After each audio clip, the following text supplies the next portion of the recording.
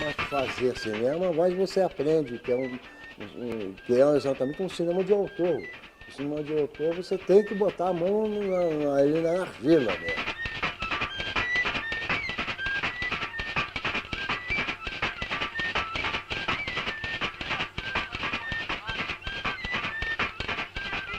Olá a todos, meu nome é Ana Marcondes e eu estou aqui para convidá-los a participar dos nossos webinários. Faz parte do programa de ação do PROAC Editais, Aldir Blanc, que é uma realização do Governo do Estado de São Paulo, PROAC e Governo Federal.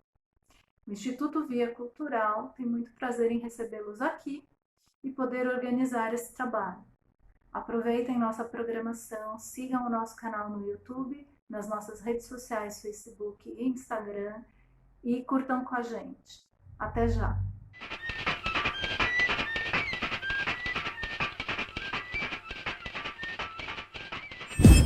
Boa noite. Neste webinário que faz parte do projeto Cinema de Invenção entre os Ditos e a Ditadura, em homenagem ao cineasta Eliseu Visconti Cavaleiro, estamos recebendo o cineasta Renato Ciasca. Renato é realizador cinematográfico, diretor, produtor e roteirista.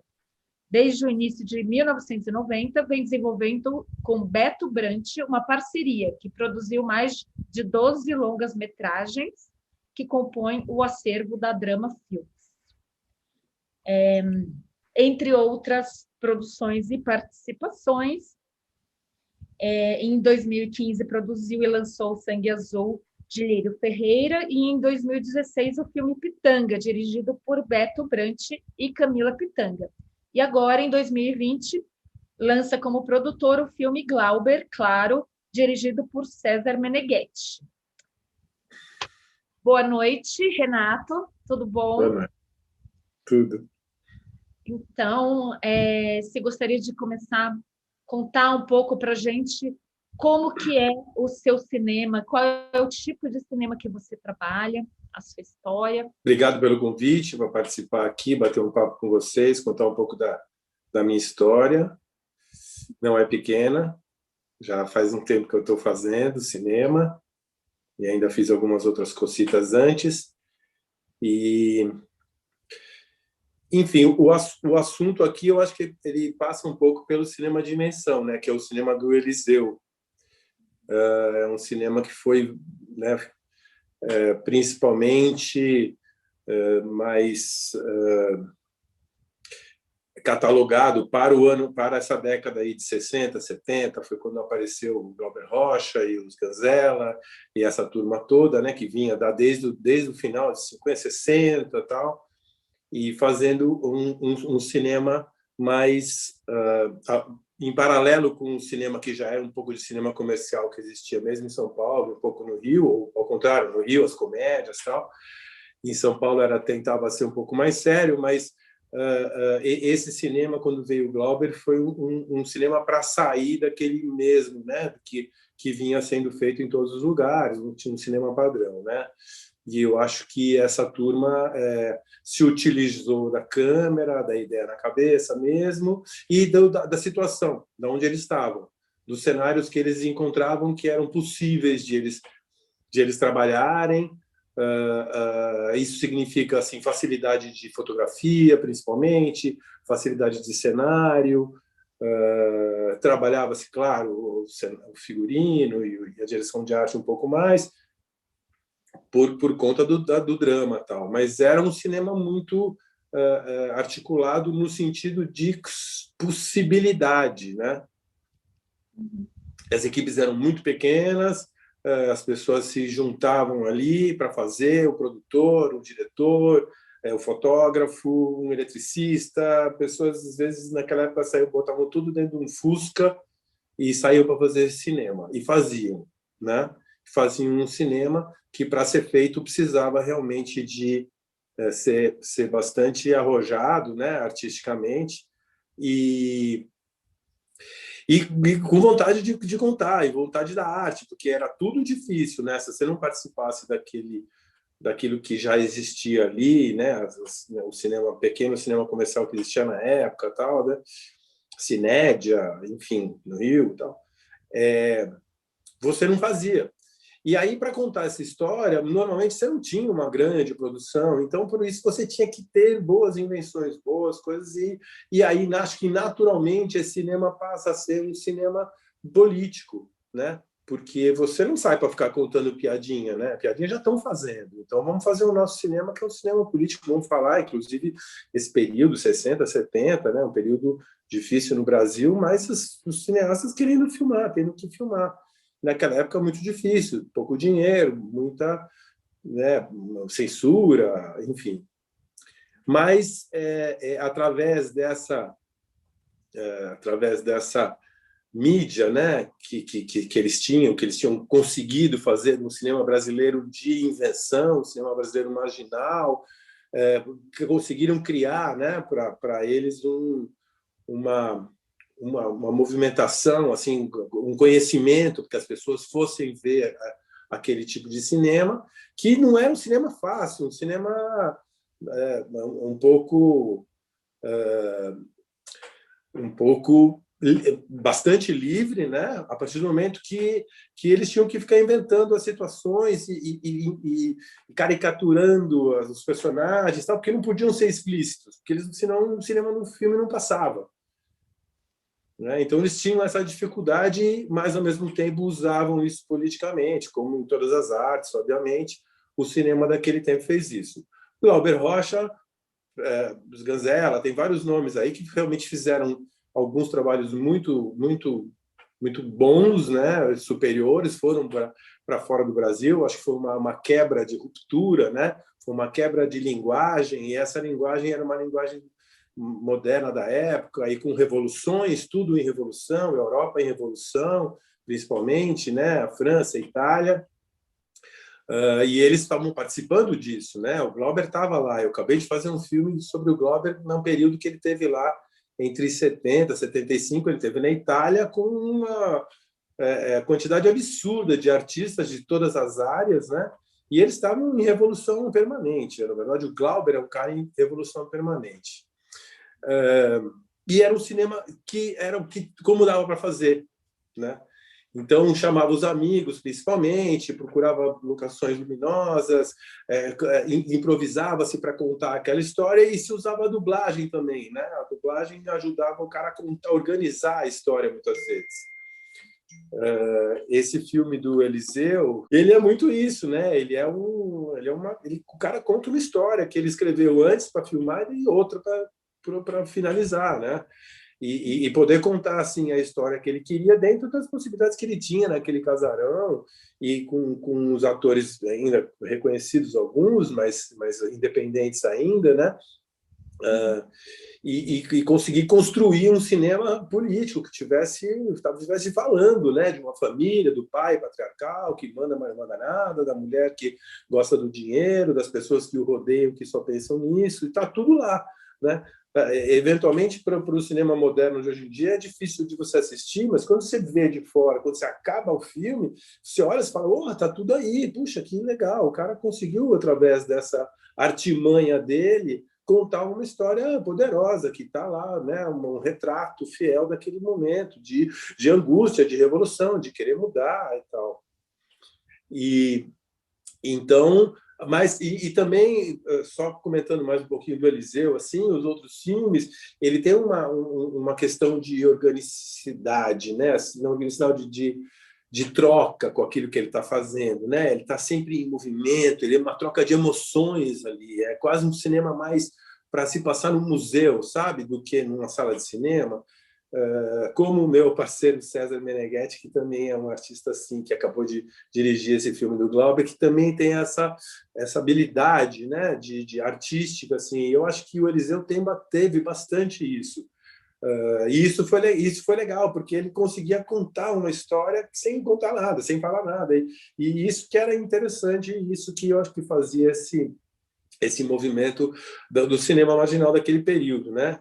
Sei lá, se marginal falar, marginal é porque estava à margem da sociedade, mas o cinema era um cinema que estava ali, era claro, né? Com as dificuldades todas de fazer, mas tinham vários cineastas diferentes, várias histórias diferentes, Eu fiz um filme com o Pitanga também, que nesse período chegou a fazer 60 longas-metragens, como protagonista, muitos deles, né, em outros participando. Então ele se filmava muito, né? A Pitanga fez um filme, primeiro filme baiano colorido, que foi patrocinado pelo pessoal da feira, né? É uma coisa louca e enfim, todo mundo se organizava num sentido de fazer dentro das possibilidades que tinha. Para mim, esse que é a maior... você contar a história. Eu vou contar essa história e vou arrumar um jeito de contar essa história. Né? Vou sair do establishment, vou sair do jeito, porque assim não dá, então, mas eu vou contar essa história. E eu acho muito bacana, até o movimento é muito bacana, assim, mais do que filmes isolados, cenas, sequências de filmes, algumas antológicas, outras mais complicadas, mais difíceis, mas assim, o conjunto de estudo é muito bacana, que é também o que estava acontecendo na Itália, que é o que estava acontecendo na França, todo esse momento na década de 60, 70, principalmente, né? Falando de mim agora, eu não vim desse mundo, não. Eu não vim desse mundo do cinema marginal. Eu nasci em 61, ou seja, nessa década de 70 eu ainda era criança, adolescente até os 75, quase que 80, né? Assim, eu tinha uma coisa... E eu vim de uma família que estava muito ligada ao esporte, Tênis Clube Paulista. A gente jogava tênis, meus irmãos jogavam tênis, todos jogávamos, tal, e a gente vinha de uma comunidade naquele período, né, sob ditadura, tal, muito caretinha, muito simples, muito pequeno burguesa, né, classe média baixa, mas que tinha a questão do esporte, né, muito forte. Então eu cresci no esporte. Então quando eu fui me tocar que esses filmes estavam acontecendo, eu já tinha 17 anos, tal. Foi quando eu acidentalmente entrei num grupo de teatro. Digo acidentalmente porque eu fui assim, meu irmão falou assim, bicho, você tem que fazer isso aqui, você é um bom bailarino, você dança bem, é um curso que vai ter muita coisa de dança, você tem que vir fazer. E ele nem, né, não dançava nada, mas gostava muito, tal, e ele me colocou lá dentro. Nesse momento eu comecei uma revolução particular minha, aí, saindo um pouco daquele ambiente do esporte, né, que eu vivia, e comecei a assistir mais filmes, comecei a ver mais clássicos do cinema europeu, mais coisas assim. Mas o cinema brasileiro ainda era castigado nesse reduto que eu vivia. Assim, se assistia pouco, se conhecia pouco. Mas, ao mesmo tempo, a partir dos 16 anos, que eu comecei a sair mais sozinho, o meu programa favorito, fora o jogar tênis, era ir ao cinema. E eu via de tudo, gostava de comédia, filmes americanos tradicionais, tal coisa. E a partir do momento de começar sempre a ir ao cinema, sempre ver, eu pensava, puxa vida, eu queria fazer isso da vida, né?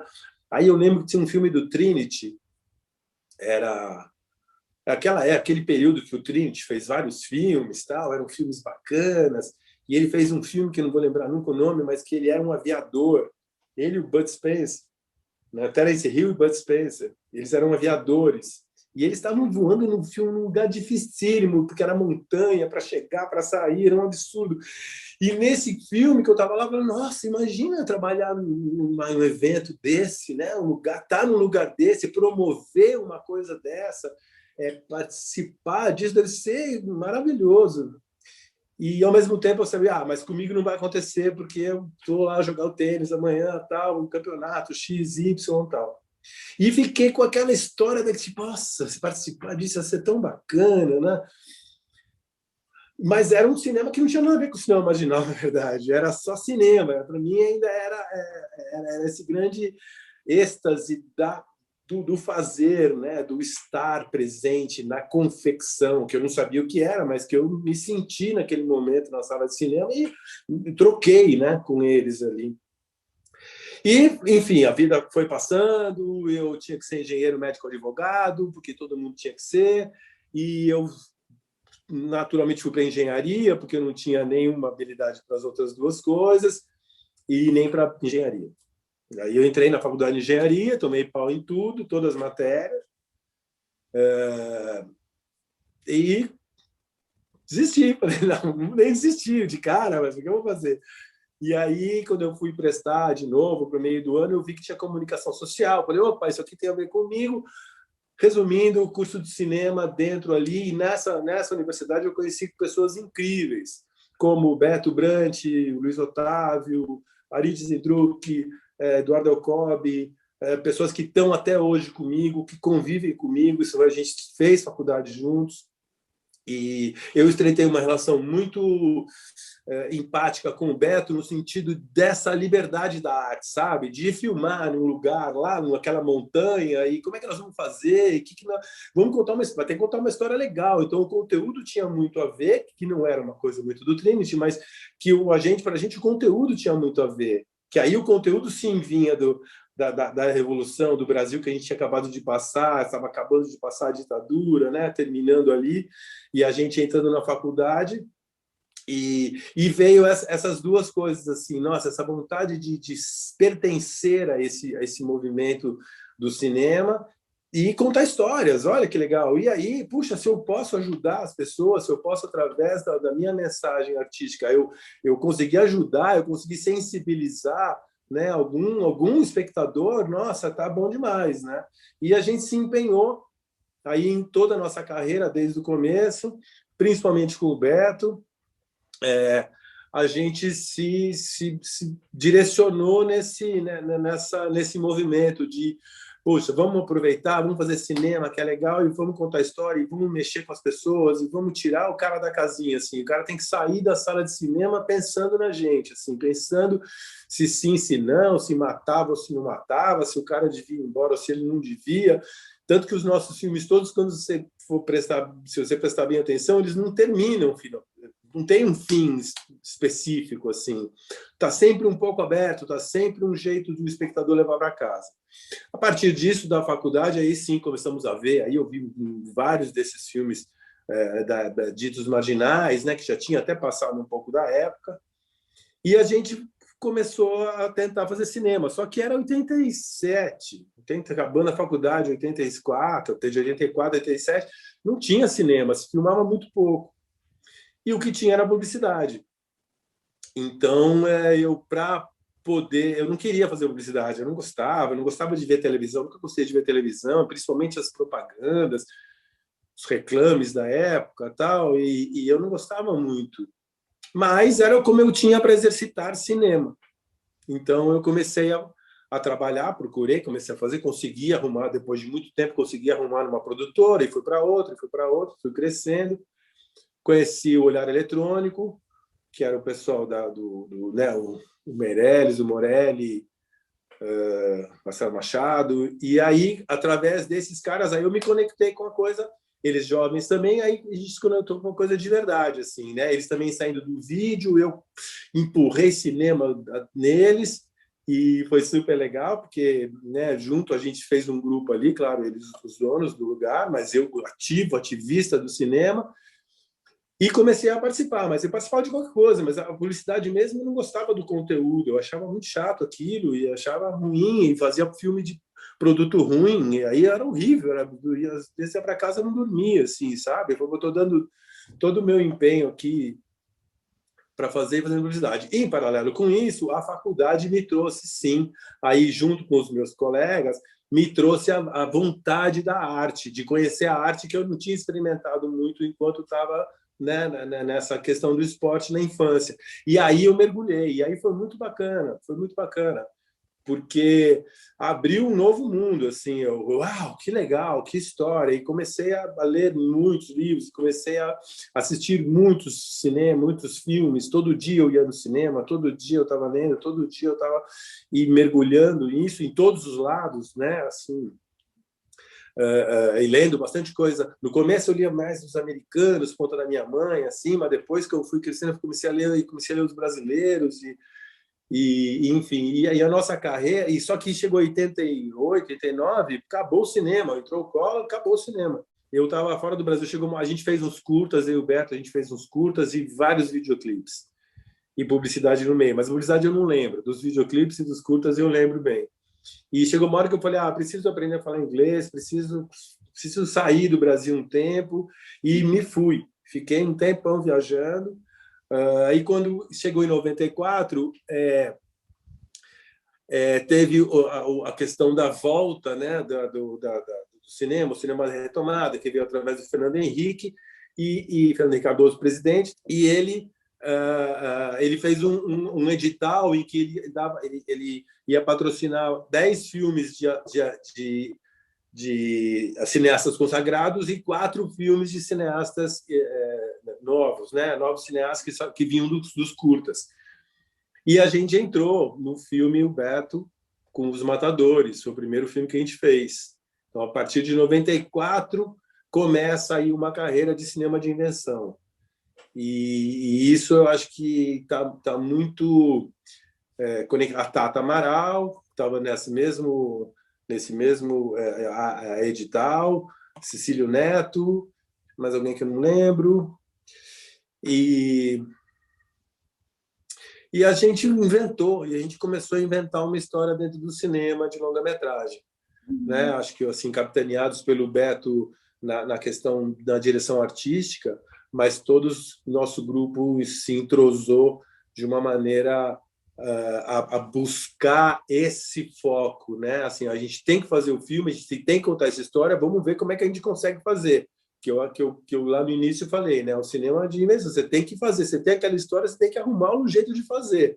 Arrumar um lugar mais luminoso, arrumar o ator que concorde com o cachê possível, mas você vai também trazer para ele a felicidade de estar junto com você, estar ali desenvolvendo aquilo com muita liberdade, com um pensamento bacana no improviso, não no improviso, faz qualquer coisa, mas assim, no crescimento, né, no exercício ao invés do ensaio, né? A gente não ensaiava, a gente exercitava os takes, as cenas, e através desse exercício aí virava um jazz, né? Aí, quer dizer, na verdade, Os Matadores aí a gente ainda estava começando, mas quando a gente chegou até Eu Receberia as Piores Notícias dos Seus Ilusados, a gente conseguiu consolidar esse formato, né? Da invenção ser grupal, ser do coletivo, os atores, a equipe, o assistente de câmera, o boom man, sabe? Todo mundo está dentro da mesma expectativa, que é realizar aquela ideia dentro das possibilidades que a gente tem,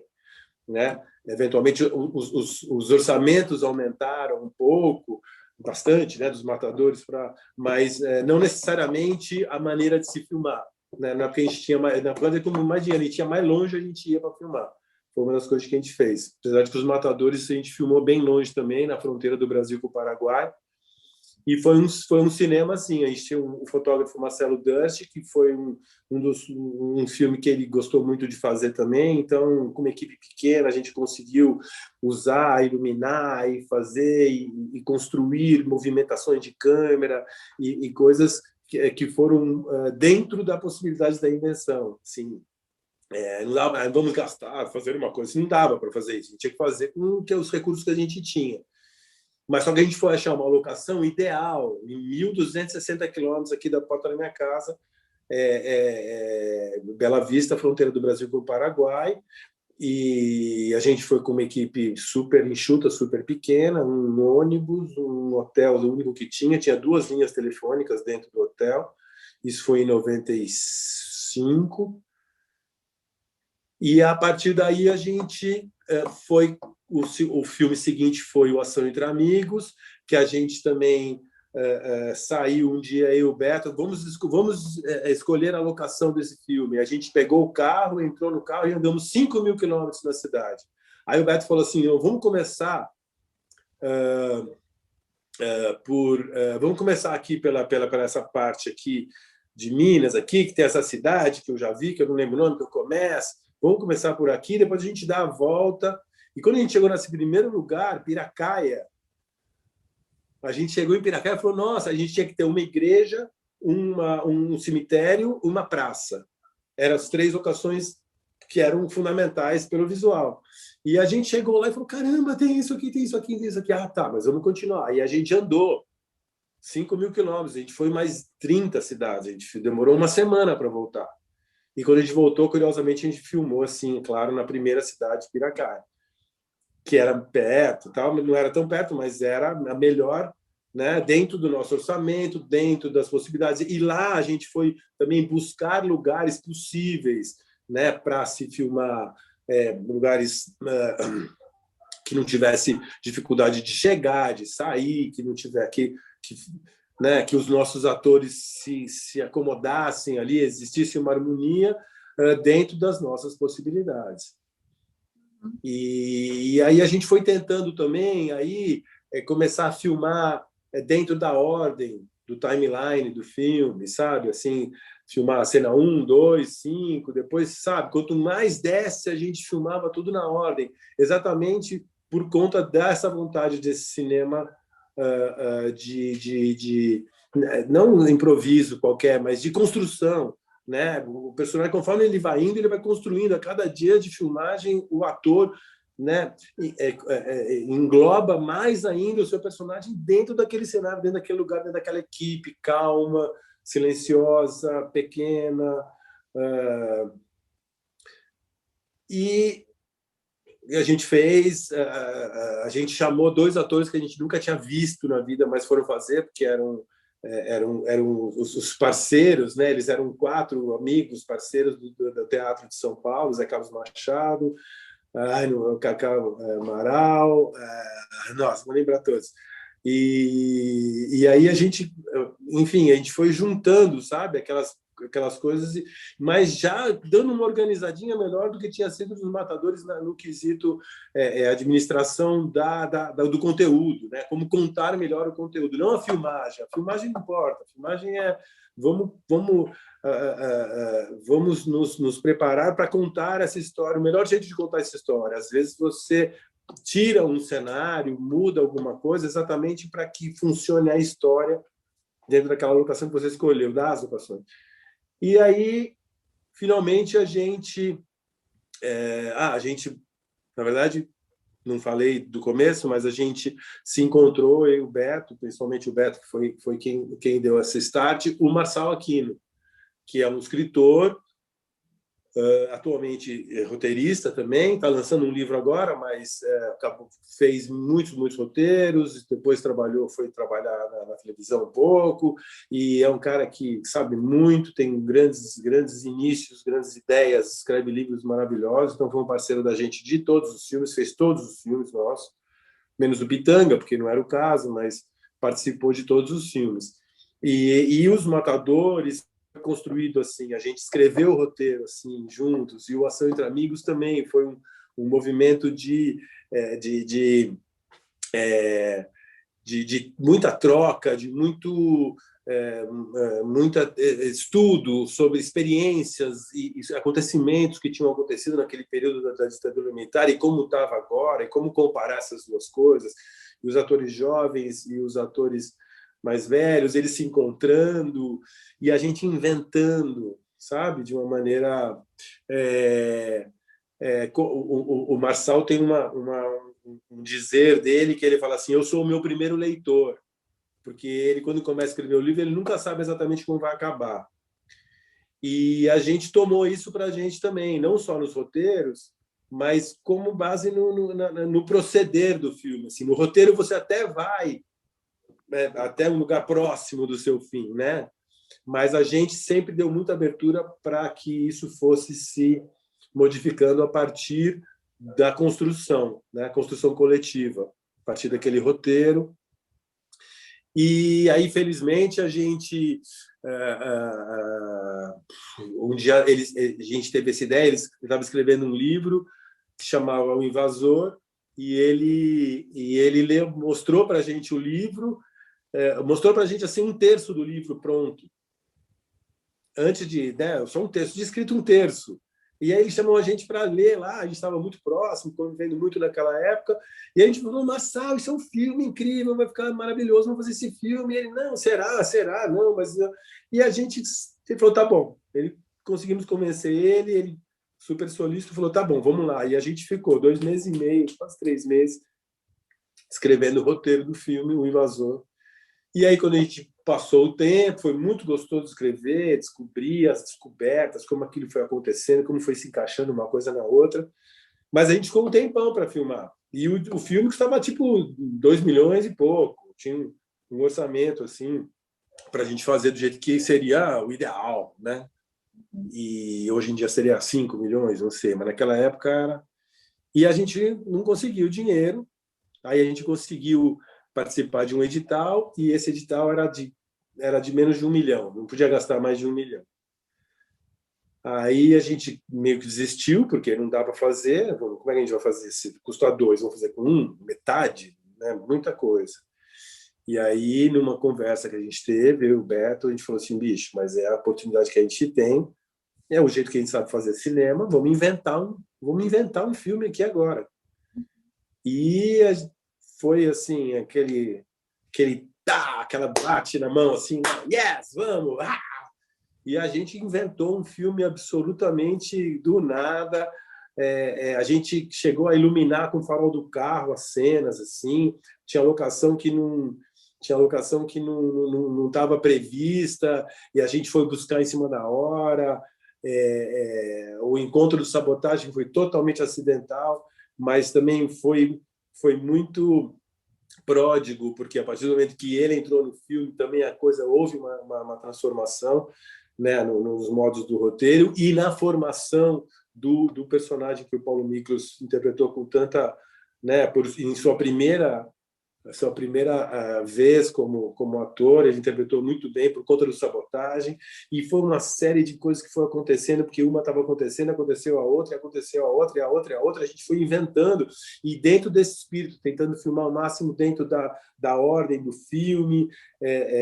A gente pegava a locação e filmava na locação, depois não filmava tudo, filmava só o que tinha que filmar, depois filmava o resto, voltava para a locação. Ou seja, a gente sempre tentou ao máximo fazer isso, ter uma locação e manter ela durante bastante tempo para poder sair e voltar, né? Faz diferença para os atores, muita diferença para os atores, e cada vez a gente viu mais, não só para os atores, como para a gente também, como realizadores. E então a gente foi construindo. Aí, não dá para filmar para aquele lado de lá e não ir para o outro. Quanto dá? Não, então dá. Então vamos para esse lado aqui, vamos reinventar na hora, né, a história para poder continuar aquilo, assim. Só que era todo mundo numa harmonia tão bacana, tão gostosa, tão grande, que aquilo, os atores, né, o Marco Rica e o Branco, vou lembrar. Eles tinham medo do Paulo Miklos, porque eles não, porque fora eles são invasor, eles nunca sabiam o que ele ia falar. Eles não sabiam qual era a deixa, ele não tinha deixa. Então, fora os caras já terem medo dele porque ele era mal, eles tinham medo dele porque ele não era um mau ator, tanto que foi super bem. Mas não era um cara regrado, organizado na carreira, profissionalismo dos caras ali, né? E tem umas pessoas até comentando aqui, a Laís falando que é muito bom esse filme, parabéns para vocês. Assisti, inclusive, numa sessão da faculdade, que ela fez cinema, Laís, e também o Toshi Segawa, é isso? Maravilhoso Invasor. Tive a honra de participar da pós-produção. Muito bom ouvir as histórias. Ah, que legal! É um sistema de invenção de verdade, né? Que as pessoas...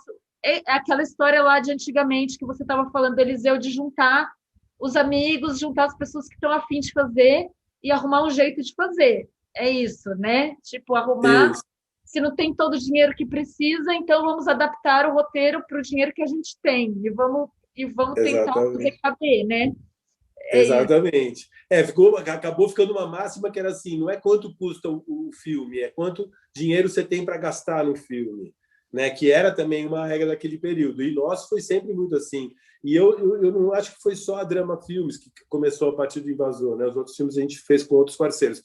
Mas assim, vários colegas cineastas, principalmente cineastas paulistanos, tiveram que ter esse proceder, sabe? De estar na invenção, de ser um cinema de autor, sim, porque você escreve o negócio, você chega na hora, a locação não está mais, o cara chegou lá, pintou a parede que era azul e vermelho, você fala, e agora, cara, vamos fazer? Então, você tem que ter uma administração, né, de colocar o teu proceder dentro do filme para contar a história, o importante é o conteúdo. Até hoje, as novas produções, vocês continuam seguindo essa regra? Esse filme, O Invasor, é de 2001. e 2002, né? E o nosso próximo filme depois desse foi Crime Delicado, que quando acabou o Invasor, a gente tinha feito 3 filmes a respeito de violência, né, em seus vários níveis: violência na fronteira, violência da ditadura e violência na cidade. E na cidade a gente fez o quê? A gente não foi filmar na periferia, a gente trouxe o cara da periferia para dentro da cidade. É isso que é mais assustador no filme Invasor, né? O cara pode ser teu vizinho de cima, né? E mandou matar não sei quem. Então, aí a gente estava nessa ligação, vamos fazer uma coisa mais de filme de arte, um filme né, que tenha uma outra conexão com a arte, né? Não que os outros não fossem filmes de arte, mas que tivesse uma conexão mais forte com as artes mesmo, como elas são. Aí resolveu fazer um filme todo parado também. Então, a câmera parada, o cara está no teatro e o outro é pintor. Então, são 3 coisas paradas, né? A câmera 35mm no tripé, 100%, né? Falando sobre um crítico de teatro que tem uma treta com um pintor de quadros. Então, a gente, né, deu essa revolucionada dentro desse espírito do cinema livre e tal, não sei o quê. A gente se aprisionou ali, mas a gente tinha um conteúdo. Esse conteúdo estava dentro daqueles quadros parados, que é até mais difícil de fazer, mas a gente também procurou lugares possíveis para fazer. Não é por isso que a gente gastou mais, a gente gastou o que a gente tinha, no mesmo sistema que o orçamento a gente tem, quanto custa, e a gente foi se transformando, os atores de uma maneira incrível. É um filme que tem um roteiro teve muitos roteiristas, e o final foi um filme que o Marco Rica trouxe para a gente, né? Do Sérgio Santana, o Beto se apaixonou, o Marçal também, a gente também, da produção, e Bianca na época, e a gente conseguiu construir aquela coisinha dentro de São Paulo. Os outros filmes tinham sido fora de São Paulo, Invasor de São Paulo, mas em tudo quanto é lugar. Esse não, a gente ia a pé para quase trabalhar, né? Mas também, então, apesar do outro formato, também foi um filme de invenção, né? O pintor trouxe, não era ator, era o Adido Cultural do México, e ele trouxe muita coisa, muita informação, muitas coisas dele. Maravilhoso. Fez um desenho que ele criou, nós ficamos 7 dias filmando a pintura do desenho, foi maravilhoso. A atriz, a Lilian Taubli, não era atriz, ela tinha um defeito físico impressionante, que ela não tinha uma perna, mas ela tinha um espírito artístico incrível, uma pessoa dada, assim, aberta, né, a troca, e ela foi incrível também, se deu super bem no filme, viajou o mundo, o filme viajou, e ela foi junto com a gente, e as pessoas ficavam loucas com ela, assim. Então, e também a gente não sabia, não pediu, o personagem tinha que ter um defeitinho na perna, e a gente encontrou uma que não tinha uma perna, mas que foi maravilhoso, assim, ela foi maravilhosa, e foi bom para ela também. Ela, até então, ela usava prótese durante o filme. Quando acabou o filme, a última cena do filme, ela tirando a prótese e deixando assim da pintura que está dentro do museu no Ibirapuera, na época, como cenário. E depois disso ela nunca mais usou a perna, né? Então, para a gente já foi uma revolução absurda que a gente promoveu com ela, com a gente, com tudo. Tá de chorar. E, enfim, aí a gente também prevalecendo essa ideia de filmar na ordem, na sequência, sabe? Os atores exercitando mais do que ensaiando, por mais que só o Marco fosse um ator já consagrado, os outros 2 não eram atores. E aí a gente estava, ao mesmo tempo, fazendo um filme sobre jovens. Vamos fazer um filme sobre relações, sobre jovens, sobre relações amorosas, tal, que foi o Cão Sem Dono. E a gente ia filmar em São Paulo também, mas aí a gente não conseguiu dinheiro, São Paulo era caro, os atores que a gente tinha chamado, o Celton Mello, então, o pessoal era super legal, estava super afim, mas eles estavam um pouco acima já da idade, e a gente acabou botando o Crime Delicado antes para filmar. Quando foi ver, não dava mais, aqueles atores não davam mais, o dinheiro não dava mais, a gente falou assim, puxa, sabe o que vamos fazer? Vamos filmar em Porto Alegre, porque lá era mais barato. A gente só fui eu e o Beto, e o Toca Seabra, que é o fotógrafo, e nós fomos todos para Porto Alegre. E fizemos o filme lá, com o mesmo valor, só que a gente filmou muito mais. A gente gastou mais tempo para pós-produzir o filme, porque a gente filmou mais do que a gente combinado, porque a gente pôde. E aí sim a gente começou esse cinema esse cinema de jazz, né, que a gente chama improviso, jazz, assim, foi incrível, porque a gente conseguiu filmar quase completamente na ordem o filme. A gente fez o filme inteiro antes com uma câmerazinha de vídeo, com os atores nas locações, nas horas que a gente ia filmar, nos lugares que a gente ficou lá. A gente ficou quase 6 meses lá, eu e o Beto. E o ator, o Júlio Andrade, tinha até então feito vários filmes, mas sempre papéis secundários, né? Lá em Porto Alegre, e aí ali como protagonista, ele se entregou de corpo e alma. A Tainá Miller, que era várias coisas dentro da arte ali, era nossa assistente de direção, mas se portou tão bem, tão bonita e tão inteligente, que a gente convidou ela para ser atriz e do filme, e ela foi, e ela realmente arrasou, né? E também essa invenção, ela parte de uma coisa assim, de repente a gente combinava, a gente fez um exercício, né, dessa cena, fez assim, vamos fazer de novo agora, faz engraçado agora, como se estivessem se divertindo com essa ideia, agora faz triste, agora faz tudo, agora faz... Então a gente assistia e via, falava, olha, esse gesto é bom, isso é legal, olha, o cara, você falou isso, aquilo ali. Então, aí, o que a gente fazia era o seguinte, a gente, no momento da filmagem, a gente ia lá, via o lugar de novo, todo mundo olhava, todo mundo já sabia o que ia fazer. Uma brincadeira que a gente falava sempre, que não de fato aconteceu, mas quase foi isso, foi assim, que antes de começar o filme, a gente passou com uma caixa assim e pediu o roteiro para todo mundo. Dá o seu roteiro, vai pondo aqui na caixa. Aí todo mundo deu o seu roteiro, né? O maquiador, o eletricista, todo mundo, o motorista, todo mundo. Bom, então, agora não precisamos mais disso aqui, vamos fazer o filme. Todo mundo já sabe o que tem que fazer. Porque a gente já tinha feito, de certa forma, um exercício geral desse filme. Então, agora vamos para o palco, vamos tocar esse jazz. E, de fato, foi isso que aconteceu, principalmente com os atores. E a gente, para fazer isso tudo, a gente preferiu filmar com uma câmera 16mm, porque ela teria mais tempo de chassi. O chassi era maior, a gente filmaria mais tempo. A câmera 35 é um chassi de 4 minutos, 4 e pouco. A câmera de 16mm é 11 minutos. Então, a gente preferiu fazer. Então, muitas vezes, a gente estava fazendo aquilo combinado. E muitas vezes, assim, a gente preparava o lugar, mandava os atores embora para se trocar e se maquiar e tal. E quando a gente estava pronto, já estava todo mundo no lugar, a gente chama eles. Quando eles entravam, já está em cena. A gente não falava, vai, ação, câmera, som, ação. Não, quando eles entravam no set, já estava todo mundo filmando, a câmera estava ligada. E aí, assim, aconteceram coisas incríveis, assim. Julinho se entregou de uma maneira maravilhosa, os dois, a Tainá também, todos os atores, mas ele apagou a luz quando tinha que ficar com a luz acesa. E muitas vezes a gente não cortava a ação e deixava eles continuavam. A gente não, sabe que ele corta, a gente não dava o corte. Então, os personagens continuavam reagindo como personagens, não como atores.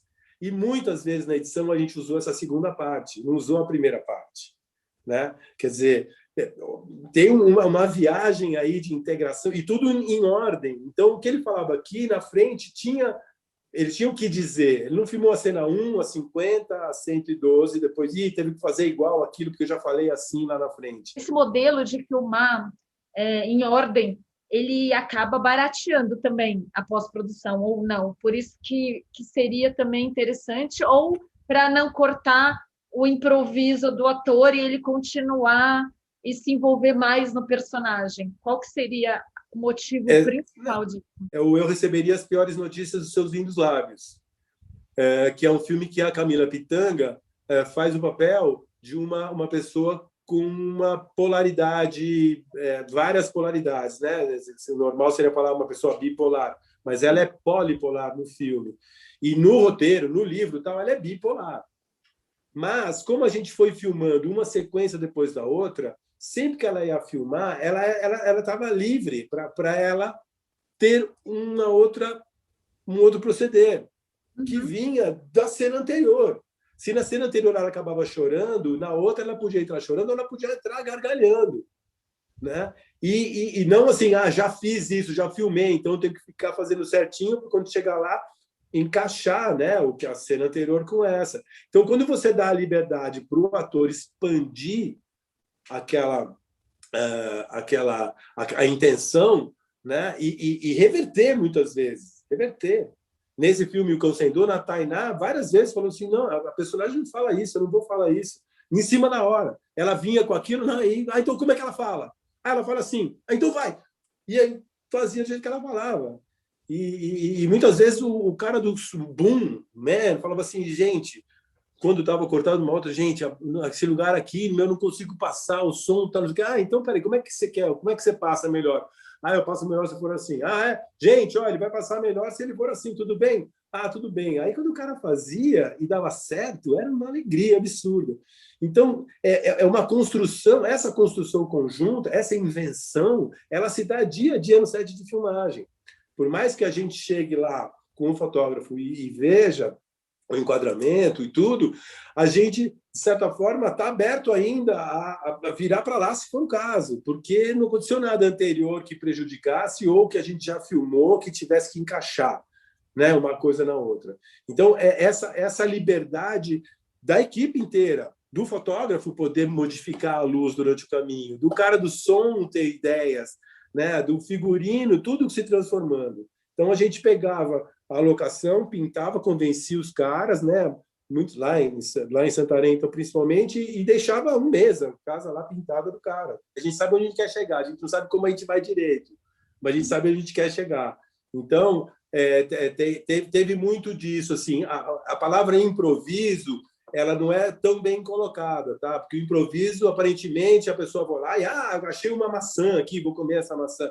Não, não é isso. Assim, era dentro daquele conteúdo e você não precisa usar as palavras, você fala a mesma coisa com outras palavras, né? A partir do momento em que você está sentindo aquilo. O Vitor Agostinho que está falando, talvez é mais experimental, talvez seria isso? É um experimentalizado, é uma construção, na verdade, é uma construção dia a dia, porque não é uma experimentação também alheia, existe o conteúdo, existe o sentimento, isso que por isso que é bom filmar num dia de dia, porque às vezes o teu sentimento muda, né? Ou muda a circunstância, e você tem que mudar o teu sentimento. Então, é engraçado, é um jogo gostoso isso, de você participar. Os Matadores, o primeiro filme que a gente assistiu, um dia a gente acordou às 6 horas da manhã e ia filmar a cena inicial do filme, que era uma boiada passando numa estrada, aí vem o cara, para o caminhão, outro vem dar um tiro, uma cena meio de ação, assim. E a gente acordou e estava chovendo. E agora? Vamos filmar a primeira cena do filme chovendo. A gente já estava filmando uns 3, 4 dias, outras coisas que eram separadas. Aí a gente falou assim, mas aonde está?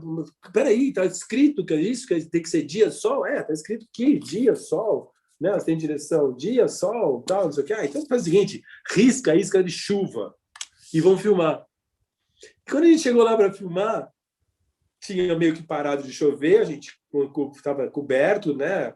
Dentro do possível, a equipe era muito pequena, mas os bois eles começaram a se mexer, eles começaram a espumar, então a chuva fez com que eles soltassem fumaça. Que loucura, porque essa era a primeira cena do filme, então aqueles bois, aquela fumaça saindo, aquele céu meio cinza, meio a terra vermelha de água, não uma vermelha terra, né, que seria o normal do Mato Grosso, você passa lá. Então, trouxe um efeito especial, espetacular, sem a gente pedir. Mas a gente, assim, também não é um improviso, estava dentro do escopo do filme. Então, essa coisa da construção do dia a dia, de você trazer para o ator a possibilidade de ele dar tudo que ele tem dentro dele sensorialmente, né? Para a gente é mais importante do que ele ler bem o texto, sabe? Ou ele falar com todas as palavras e as sílabas e os S's, né? E a Camila Pitanga, nossa, impressionante. Todos os atores nossos foram maravilhosos, mas ela tem uma coisa no Eu Receberia o filme que foi realmente espetacular, porque a gente conseguiu promover a gente fez uns exercícios com ela, mas a gente deu liberdade. E ela foi cada vez mudando a questão da polaridade dela para o bem, para o sóbrio, para o louca, para o careta, para o sexy, para o sem sensualidade. E a partir do momento que a gente ia indo, tanto que teve vezes que a gente nunca falou nada, a gente só promovia a harmonia. A gente pensa principalmente nisso. Os nossos filmes, a gente promoveu desde sempre, com, né, algumas rusgas aí durante esses 10, 12 filmes, a gente sempre promoveu um ambiente gostoso, um ambiente de trabalho em que é legal filmar, é gostoso ir trabalhar, sabe? Você não está com uma pressão, eu consegui, deu certo, não deu, não sei o que, não deu certo, o que não deu certo? Vamos dar certo, então. Então, a gente sempre trouxe com muita calma, a gente nunca gritou, nunca brigou com ninguém, a não ser uma hora, sai daí, meu, se liga, cara. Mas, assim, normalmente não tinha uma briga, não tinha nada. A gente procura o horário de filmar, a gente combina, a gente dá tempo, a gente acaba o set de filmagem com 7 horas de filmagem, a gente não sai filmando que nem louco as outras 3, 4 que faltam. A gente fala, acabou a diária, vamos embora, amanhã a gente filma o que tem para filmar.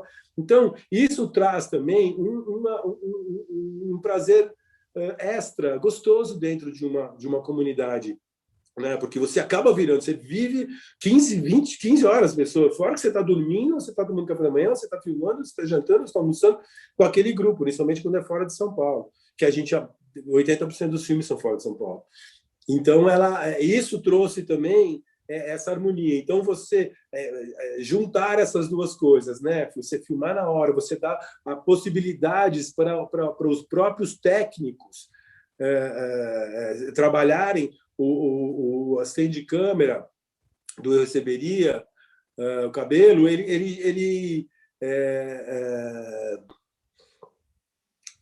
a câmera se mexia o tempo inteiro no Steadicam.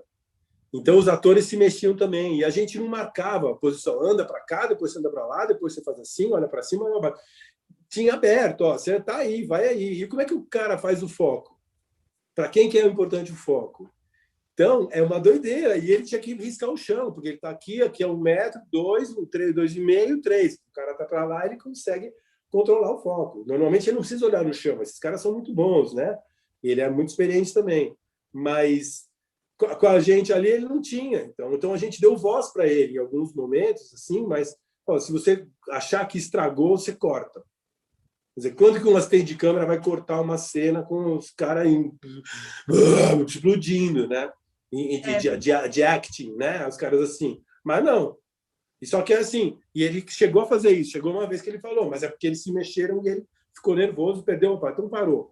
Aí parou, gente. Parou, beleza. Vamos fazer de novo. Então, peraí, vamos ver. O que tem, o que não tem. Vamos pegar uma água lá. Vamos não sei o quê. Ninguém ficou, você como você cortou. Você não tá, você imagina, você tem que ver o foco. Não, pelo contrário.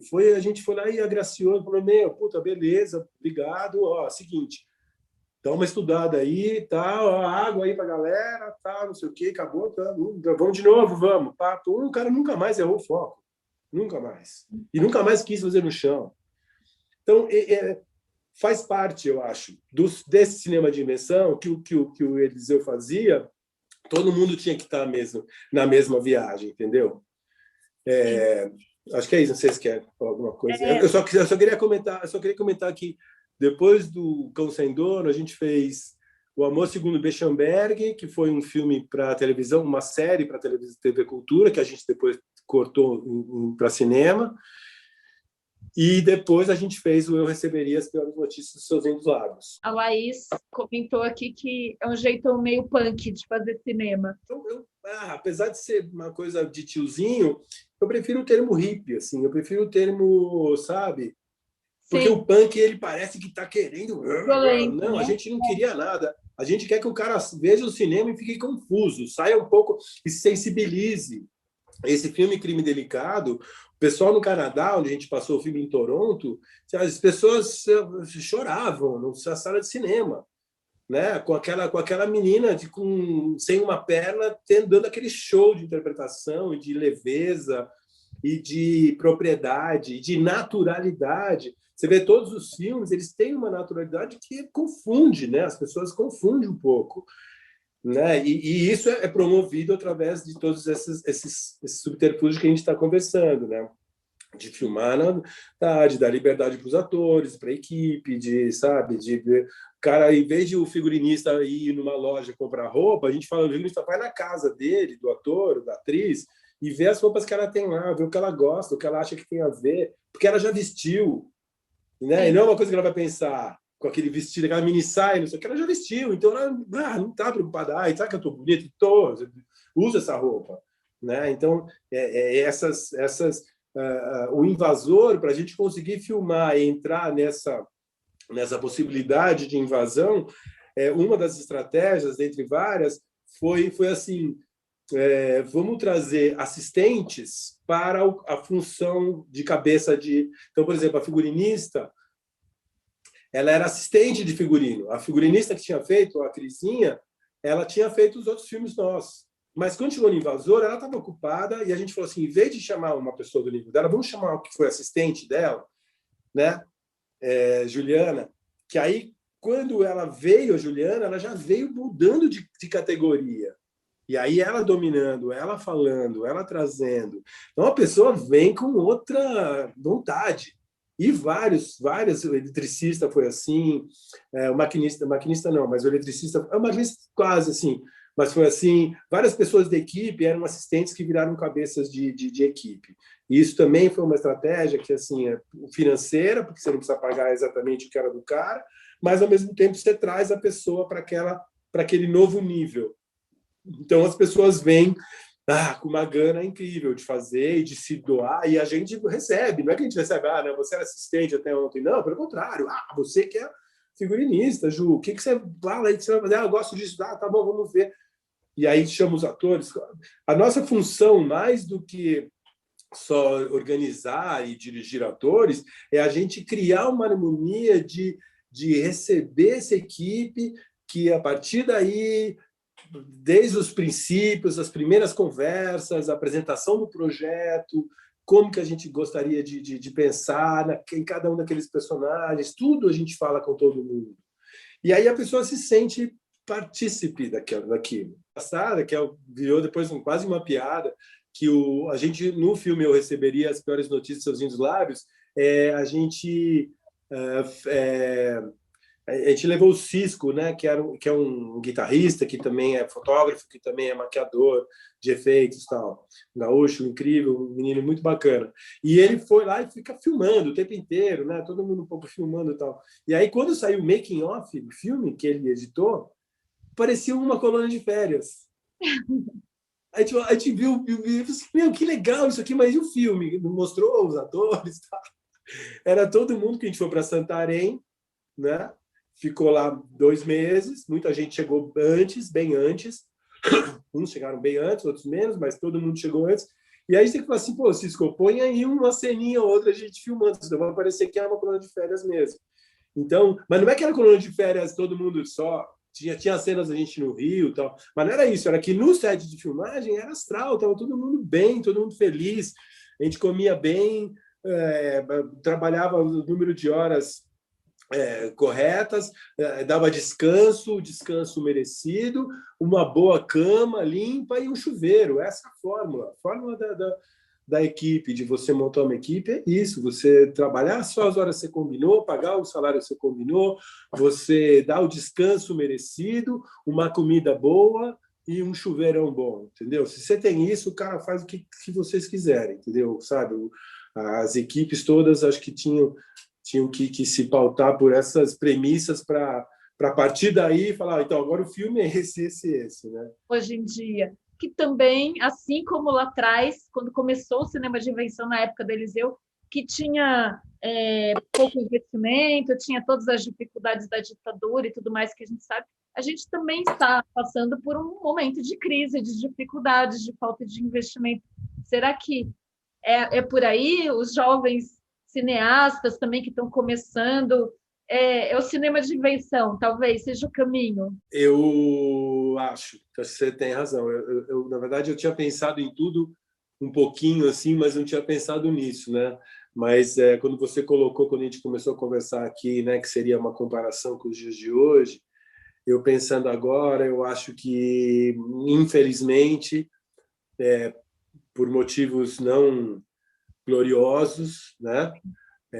A gente, sim, está precisando nesse momento que os jovens voltem a utilizar, não voltem a utilizar, continuem utilizando esse proceder, né? Por conta das dificuldades que a gente tem agora, as dificuldades que a Ancine vem passando já desde antes desse governo aí, já estava com os problemas, tal, mas agora, então, para você angariar fundos, para você fazer um filme de 1 milhão que seja, se você não for conseguir se você não conseguir na questão privada, dinheiro que não venha do governo, você está frito, você não consegue. O primeiro que eles estão dificultando ao máximo, né? Você só consegue tirar o dinheiro quando você tiver 80% do valor que você falou que já está depositado na conta, não é que é por contrato. Então, tem uma parte que é por contrato, mas a maior parte é assim, não, na conta.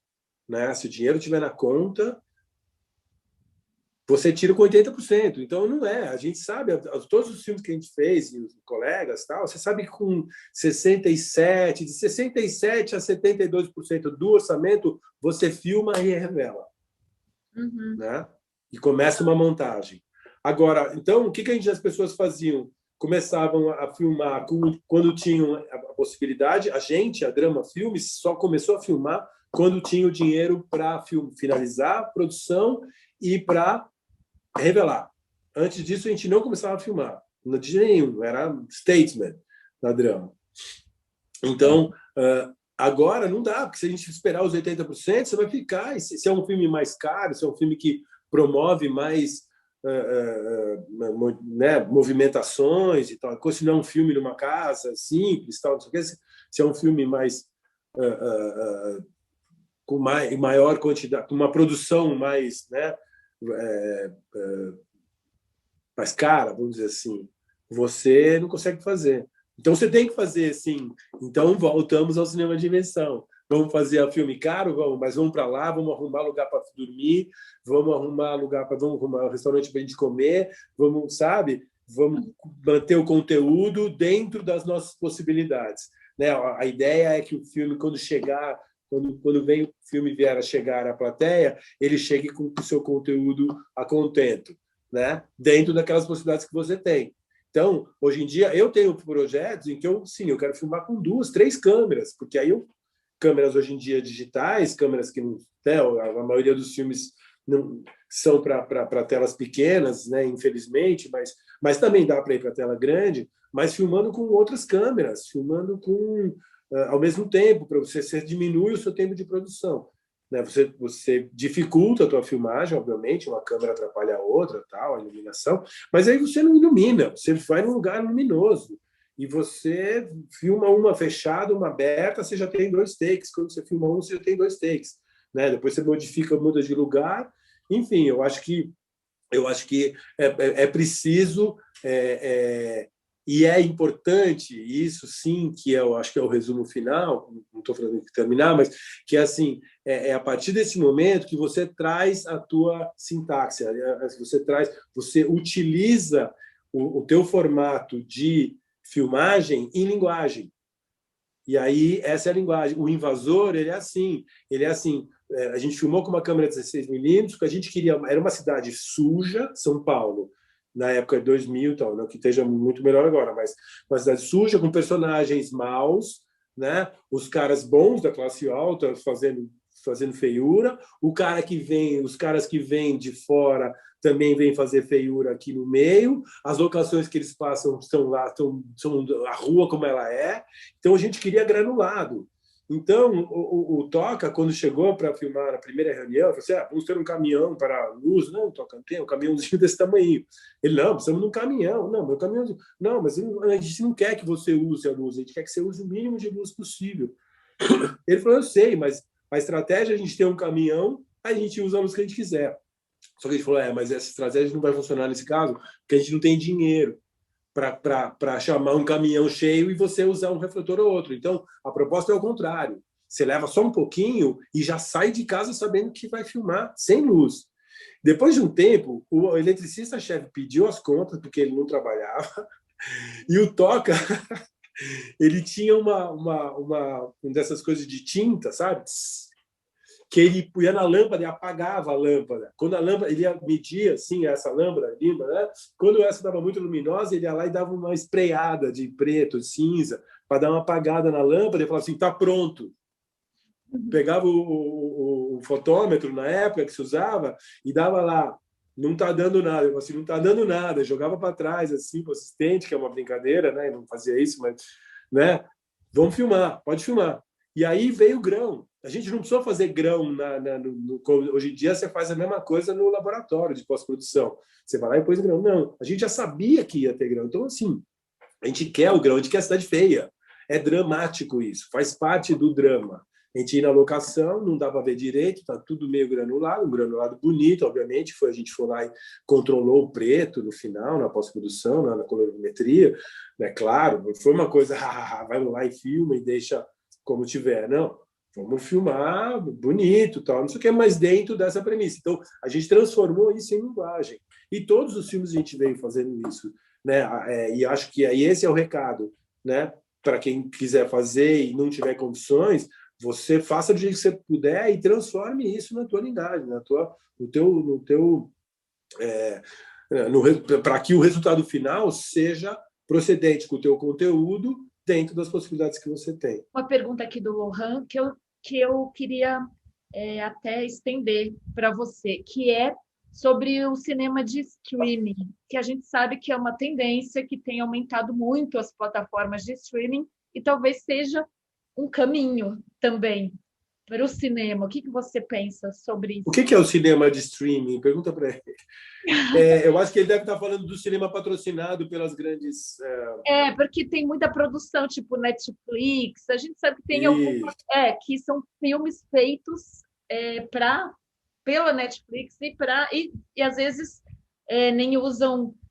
tem filme feito pelo celular hoje em dia. A gente sabe disso também, que não usa mais a câmera digital, pode ser o jeito de baratear e de conseguir se colocar no mercado de alguma forma. Talvez seja um caminho também, ou não. O que você pensa sobre isso? Eu fiz um filme maravilhoso também, mais um filme da Drama Filmes, o Depois do Eu Saberia, que aí não tem o Beto, né? O Beto foi só produtor, que é um filme que chama Sangue Azul, que é um filme filmado pelo Lírio Ferreira.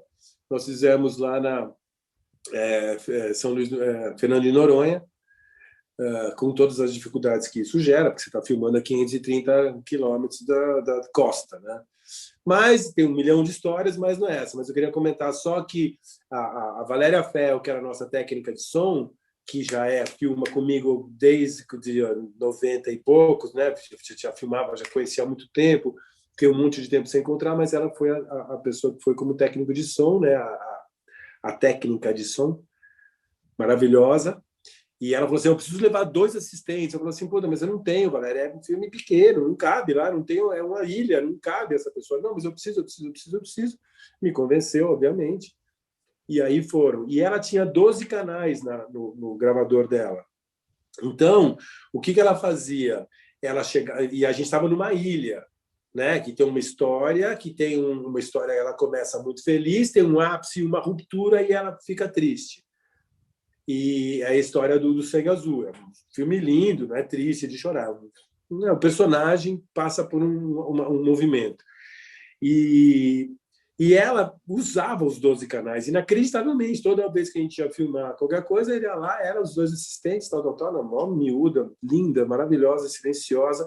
E ela punha sempre um microfone para o mar e um microfone para o céu, né? Pequeno aqui. Então, o microfone aqui, o outro aqui. E os outros para os atores e os lugares, é um circo, estão dentro do circo e tal. E fez isso todos os takes, independente do dia, da hora, da cena. Ela ia lá e fazia isso, botava lá, e os outros 9 canais ela punha para as outras coisas que ela usava. Não necessariamente usava todos, mas usava mais. O que aconteceu? Quando a gente foi pós-produzir o filme, quando a gente foi fazer a edição de som do filme, a gente trabalhou com o Beto Ferraz, que é um parceiro de todos os filmes. O Beto é o único que fez todos os filmes da gente, quase todos, 95% dos filmes ele fez. Beto Ferraz, técnico de som maravilhoso, um artista. Artista tanto que ele chegou no meio do trabalho e falou assim, olha, eu pensei o seguinte, eu pensei, enquanto o filme está crescendo, a gente põe, e o começo tem muito vento, tem no vento dos cabelos, enquanto está começando o filme, a gente põe o som, prioridade, o som de fundo, prioridade, a gente põe o vento. E o mar batendo baixinho.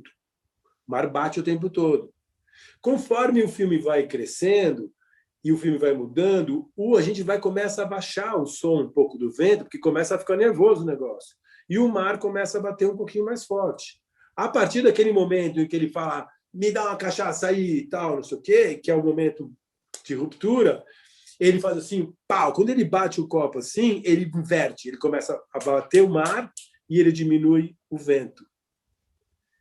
Então, isso, você vendo em detalhes, em minúcias no laboratório, é uma diferença gritante, assim, muda muito, porque é um drama, está indo assim, depois vira assim, e tudo contribui para o drama.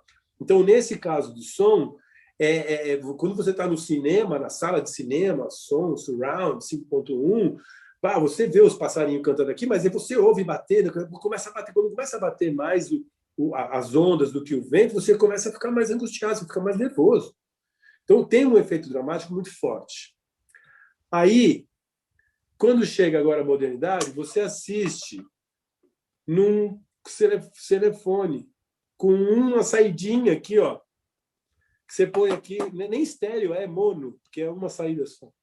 Então, todo aquele evento de levar aquelas 3 pessoas, de ter esse tempo, esse cuidado de filmar com essa delicadeza, com esse som trabalhado, a gente tem uma pós-produção, que tem um artista que inventa, que ninguém tinha falado, não estava escrito em roteiro nenhum isso.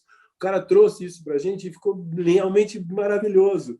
Importa no filme. Eu te contando agora, pode parecer mas você vê assistindo o filme, isso importa dramaticamente no filme. Então, quando tem que assistir o filme num telefone celular, dá tristeza para um cineasta, né? Como eu, que vem fazendo isso, que se esmera. A gente filmou em 35, desde o Eu Receberia. Esse filme a gente filmou em 35 também. Ninguém mais filmava em 35. Eu fiz questão de filmar em 35 como produtor, que eu fui, né? O Lírio, diretor. E então, agora, é o seguinte também, tem que ter a modernidade, não tem jeito, não dá para trás. Eu tenho que...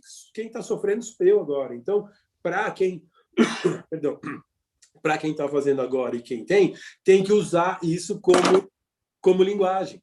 Tem que usar o aparelho, o telefone, o jeito que der para filmar, como linguagem. Né? Então, assim, você preserva o teu conteúdo, mas você usa os elementos que você tem nesse cinema de invenção atual, moderno, para poder trazer, para poder mostrar a tua ideia.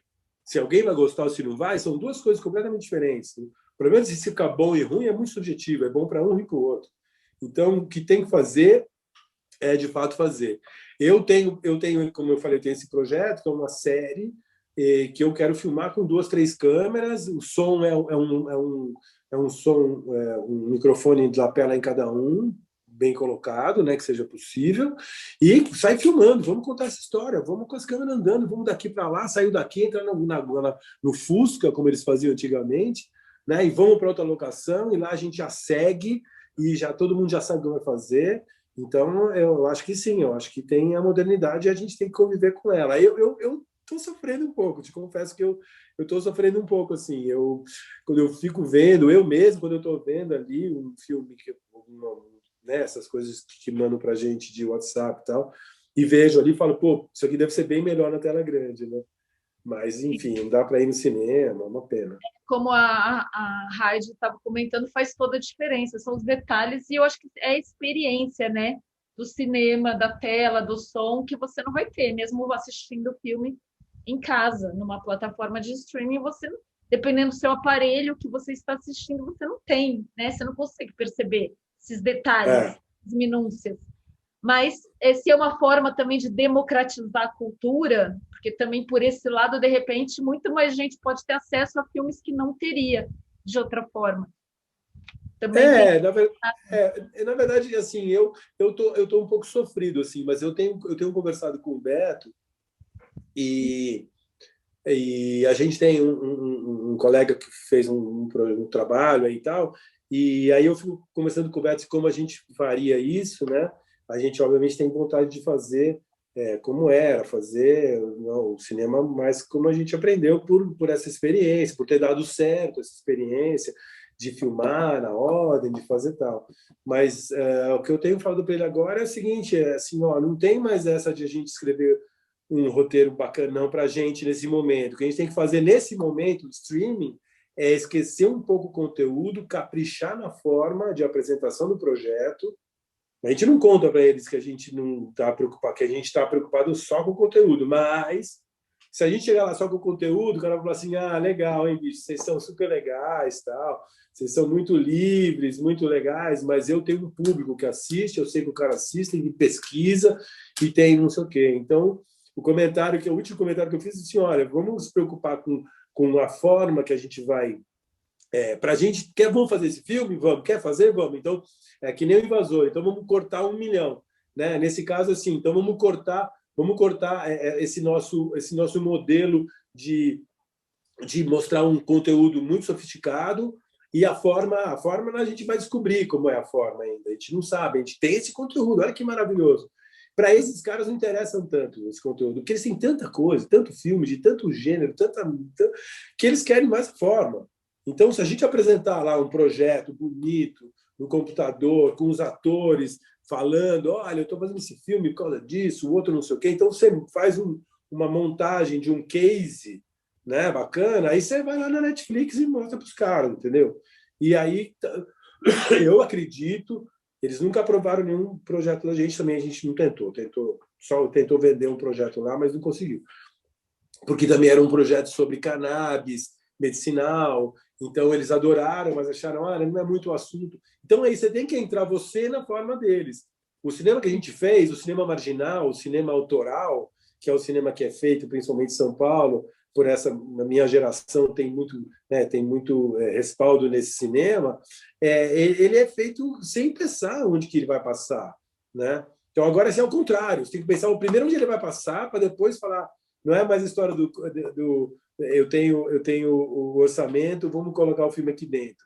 Então, assim, eu vou vender para Netflix ou vou vender para HBO Go? HBO Go é melhor, porque os filmes são melhores, mas, em compensação, eles ficam com o filme inteiro. O filme é deles.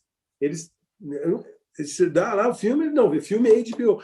O Netflix, assim, Netflix produção, apresenta, dá o dinheiro lá, dá, mas é um pouco mais... HBO não, o HBO fica o filme deles. E nem sei como são esses outros. Eu sei que, de fato, é o caminho, sim, por conta de que, não, nesse momento, e vai demorar para voltar ao que era antes, nesse momento nós não temos nenhuma possibilidade de cinema brasileiro, a não ser o cinema brasileiro comercial, que capte seu investimento na iniciativa privada. Se você faz um cinema autoral, e você depende mais do governo, depende mais de verbas públicas, tal, que não é dinheiro público, é o dinheiro da classe, porque o dinheiro vem pelo Condecine, então é um dinheiro por lei que tem que ser gasto em cinema, então não está tirando o dinheiro da saúde, não está tirando o dinheiro da educação, não está, é um cinema, é um dinheiro que as teles estão passando, ainda mais agora, que se assiste em qualquer lugar, em qualquer plataforma, na Oi, na Vivo, não sei onde, esses caras pagam também, e esse dinheiro que eles pagam é para alimentar o cinema brasileiro, não só produções intelectuais ou autorais, mas sim produções também comerciais, para promover cursos, para promover exibição, para promover salas de exibição, para promover editais, para promover... festivais de cinema que tem em todo o Brasil. Então, é um dinheiro significativo, é bastante, está sendo muito mal usado. E para ele voltar a ser bem usado, vai demorar, porque a destruição agora foi catastrófica. Então, vai demorar. Então, esse cinema mais autoral, menos convencional, tal, ele está precisando, para tentar encontrar esse streaming, aí ele está precisando se pensar na forma e não na essência. E assim, o filme normalmente demora, às vezes, anos para você você pensar, escrever o roteiro, até produzir, até pós-produção. Ou seja, se as pessoas não continuarem a produzir nesse momento, agora que está parado, isso a gente vai sentir daqui a alguns anos, Sim, porque não vai ter filmes mais, né? E aí, para voltar a participar, o Brasil, dentro desse mercado do cinema, vai demorar, e muito, muito menos fora do Brasil, né? Internacionalmente, eu não sei. E festivais, o que você fala? É realmente essencial participar de festivais para ganhar o público, para ganhar visibilidade, para ganhar reconhecimento? a brincadeira da gente é que a gente é bilionário em prestígio, e no teu tostão. Porque esse tipo de cinema aí, ele funciona muito bem nos festivais, mas não faz muito público, né? Aqui, pelo menos no Brasil, que não tem essa... Na Argentina, em alguns lugares aí, né, fora na Europa, tal, o cinema local é valorizado, mas aqui no Brasil não é, por 1 milhão de coisas, teria que ter mais 5 web desses para a gente poder discutir sobre isso, mas na verdade,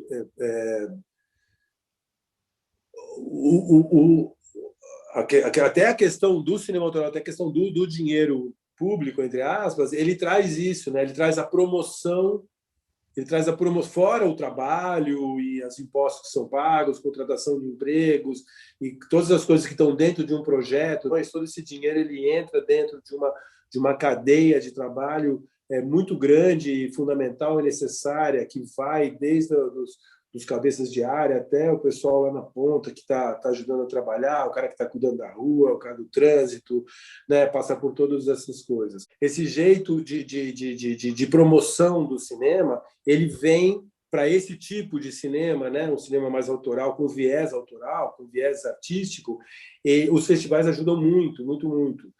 Tanto que você vê os filmes da Tata, ganharam muitos prêmios, muitos festivais, e aí traz ela como uma mulher brilhante, artista, realizadora, tal, e aí faz com que ela consiga, sim, mais público para os filmes dela.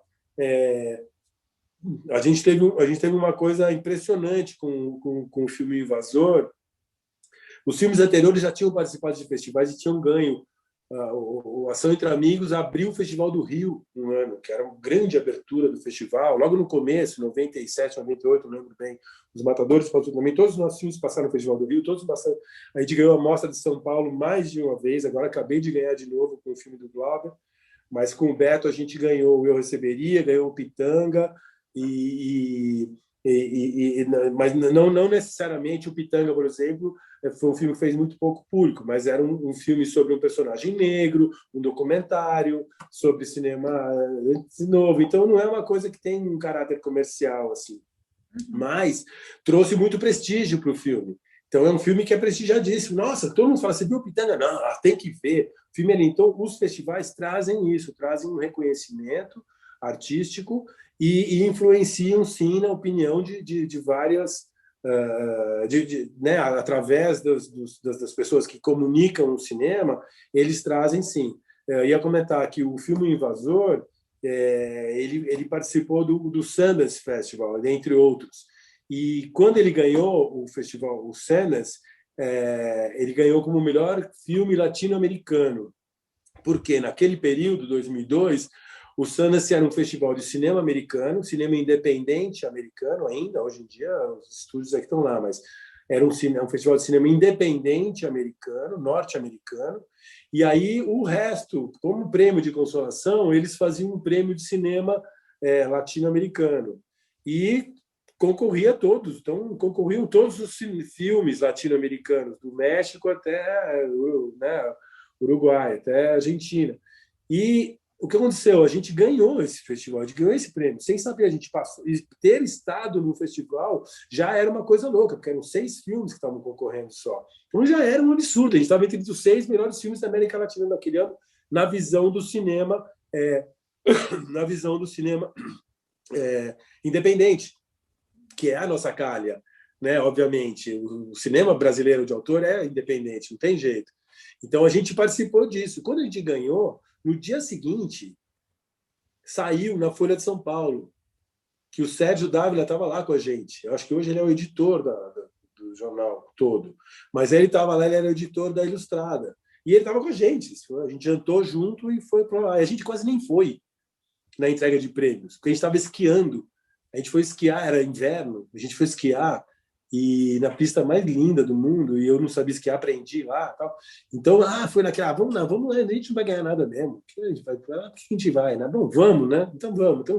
Chegamos lá atrasado, estava todo mundo lá, estavam esperando a gente, impressionante.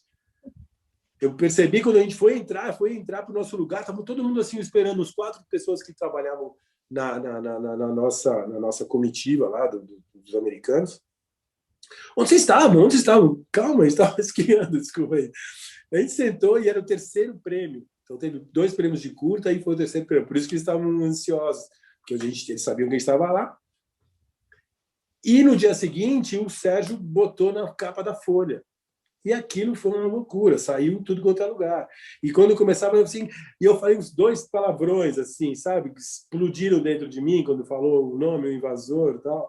E ele colocou as iniciais e pontinhos, estava começando o texto dele, e o texto foi brilhante, e o filme ficou conhecidíssimo.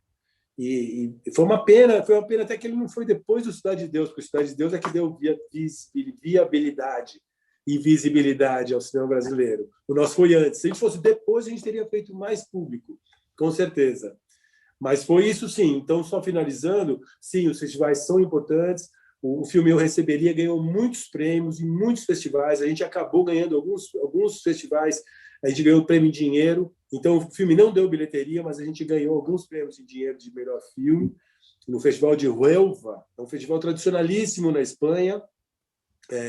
A gente ganhou um prêmio que era uma parte em dinheiro para produtores, né, e outra parte para lançamento do filme na Espanha. Então, o filme foi lançado na Espanha com esse dinheiro.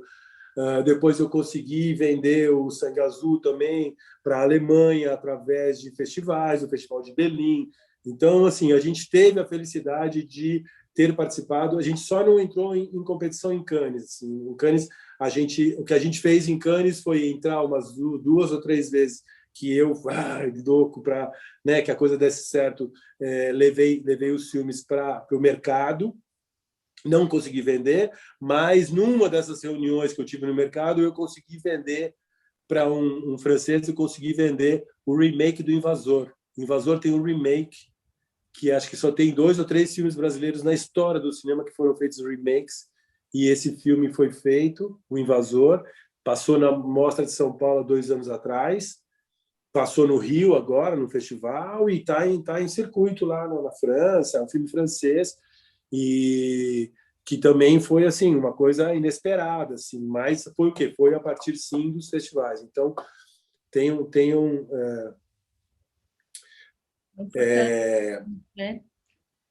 é importante. A Laís perguntou se tem algum lugar esse remake para a gente poder assistir. O remake, o estatuto do remake é assim, você vende o roteiro, né? Você não vende o filme.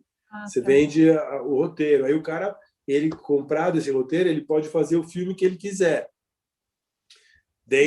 A partir daquele roteiro, né?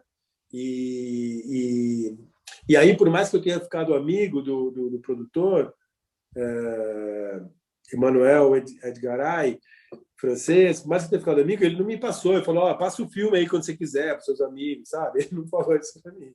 Então, eu preciso correr, eu preciso dar uma buscada nele. Ele passou na mostra aqui, passou no Festival do Rio. Eu cheguei a fazer tipo uma conversa dessas aqui no Brasil, quando estava no Festival da França. No Festival da França, chamaram esse filme, chamaram o roteirista lá e eu aqui, a gente fez uma conversa assim.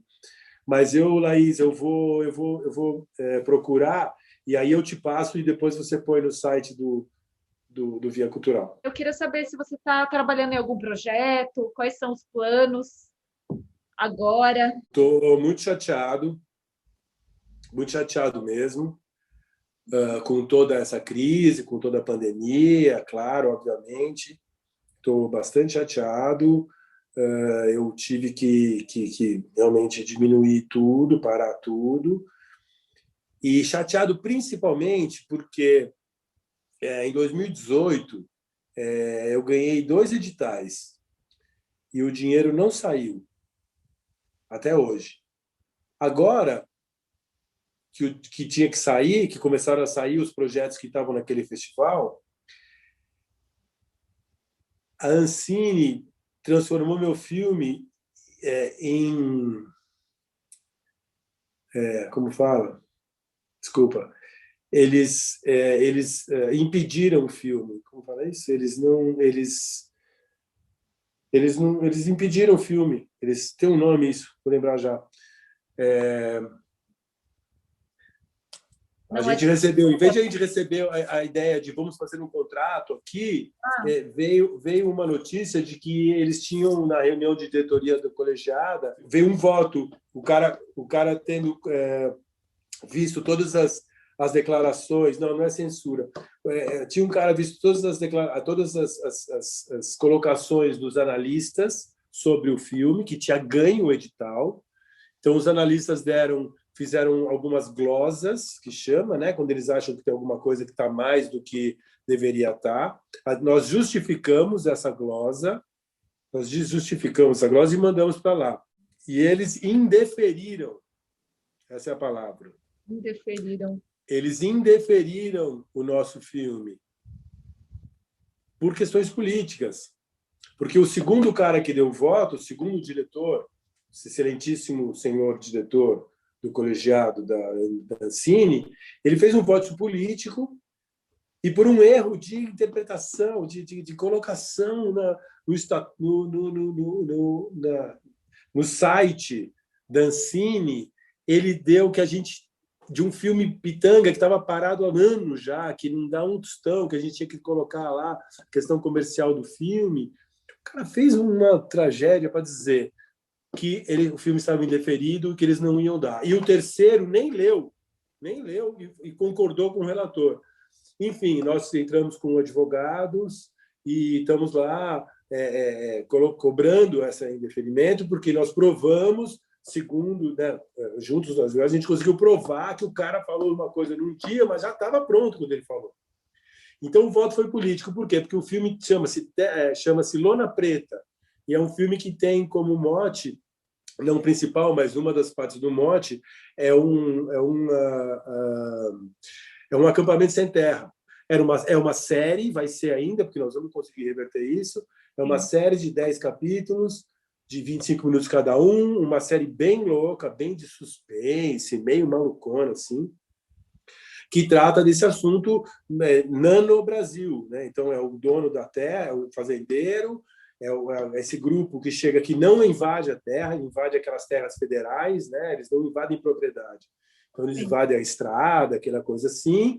Tem o padre, tem a puta, tem todo mundo ali dentro do filme, tudo encaixado, né, de uma maneira nano, mas também com suspense, porque... E aí tem a coisa do agrotóxico, que neguinho tá botando agrotóxico e a mulher do cara não deixa pôr.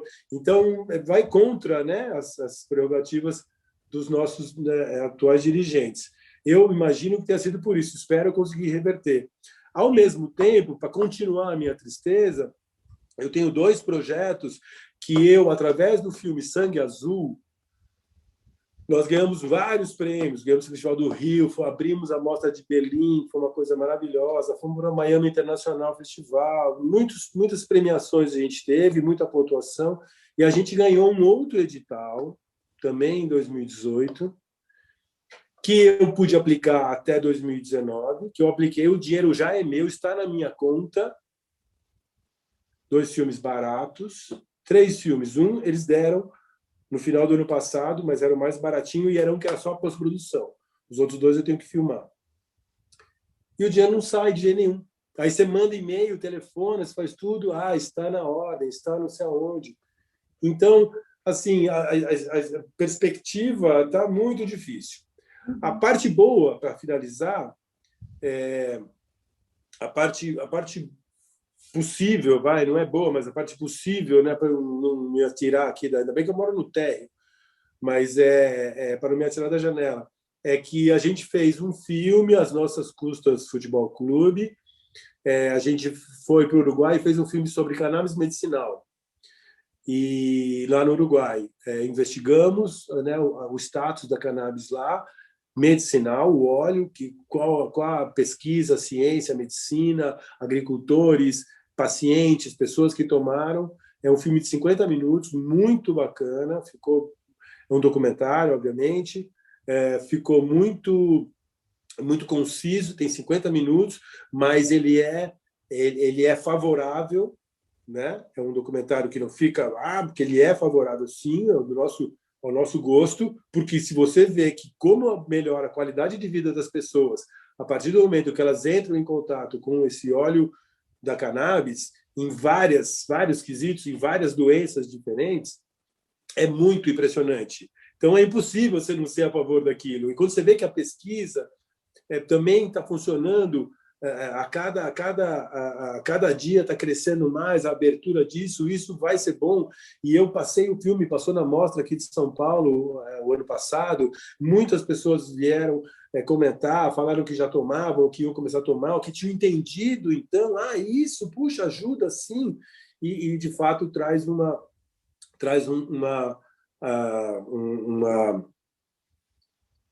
melhora de qualidade de vida muito forte. A Netflix não quis o filme, adorou, não quis, a HBO adorou, não quis, tudo porque o assunto é cannabis e os caras não têm essa abertura para colocar. Disseram isso de uma maneira muito dissimulada, mas foi até legal. Mas com esse auxílio do Aldir Blanc, a gente conseguiu um licenciamento minúsculo, dinheiro minúsculo, mas pelo menos o filme vai passar também e vai ficar aberto para que muitas pessoas o vejam. Espero que seja ouvido. E a gente ganhou um outro prêmio também desse mesma coisa por produtora, por histórico da produtora.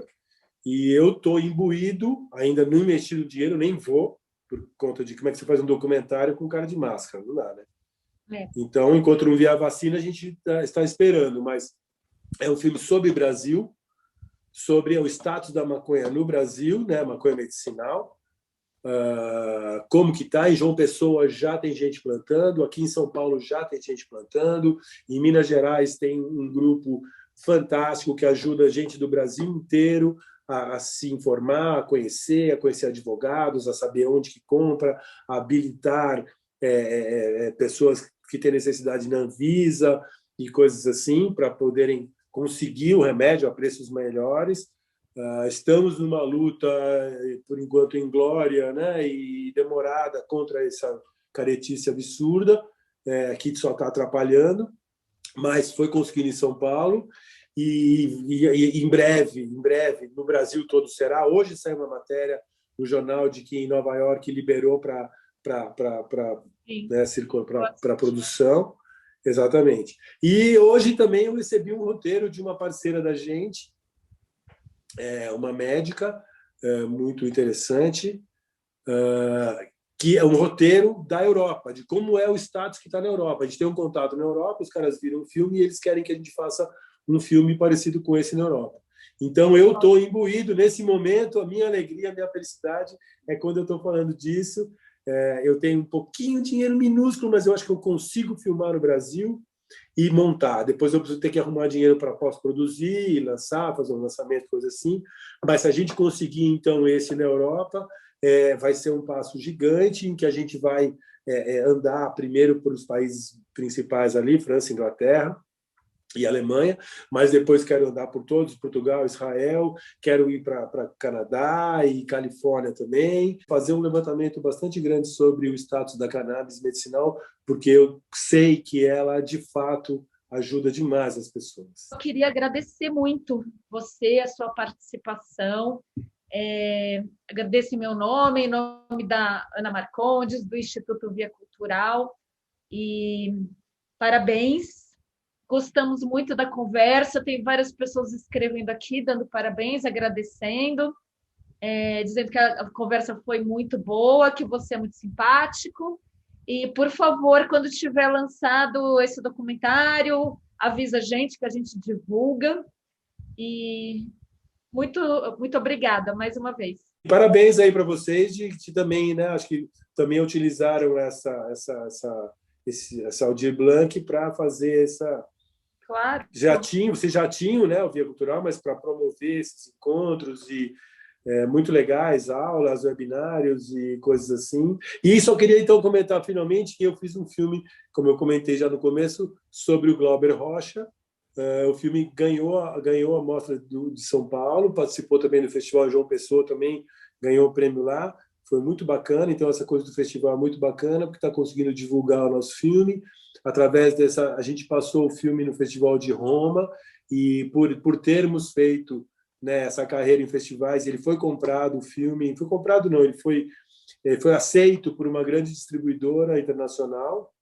Infelizmente, estamos na pandemia, então está difícil para todo mundo, mas eles estão com o filme lá trabalhando através dos festivais, foi muito legal. O filme é sobre o Glauber Rocha, quando ele esteve, num período que ele esteve entre 70 e 75, ele esteve em Roma, e ele lá fez um filme que se chama Claro, que é um filme completamente obtuso, de claro não tem nada, mas é muito bacana, tem tudo a ver com esse filme do Eliseu. A diferença é que o Eliseu é mais comediante, né? Ele tem um pé nessa graça meio carioca e tal. E o Glauber não, o Glauber é seríssimo, né? Uma pessoa séria. Então o filme também parte dessa invenção. O Glauber inventava cada filme, e nesse ele tem uma nova invenção, ele aparece pela primeira vez em cena, e o meu parceiro conseguiu fazer uma espécie de... Durante muitos anos ele foi estudando muito Glauber Rocha, César Meneghetti, que é o diretor, e ele fez um apanhado desse movimento que aconteceu na Itália, naquele momento, naquele período em que ele fez esse filme. Então, é um filme de entrevista, mas é muito gostoso, tem uma viagem, uma velocidade, tem uma cor especial, o cara é um grande artista plástico, artista audiovisual. O filme é muito bacana também, chama Glauber Claro. Muito obrigado. Obrigada, gente. Eu acho que é isso, né? Parabéns mais uma vez, e vamos conversar. Vamos fazer outras coisas juntos. Tchau, gente. Obrigado, viu? Tchau, obrigada. Boa noite. Boa noite. Boa noite para todos. Obrigada para todos que estão acompanhando aqui com a gente. E semana que vem tem o último webinário, não percam.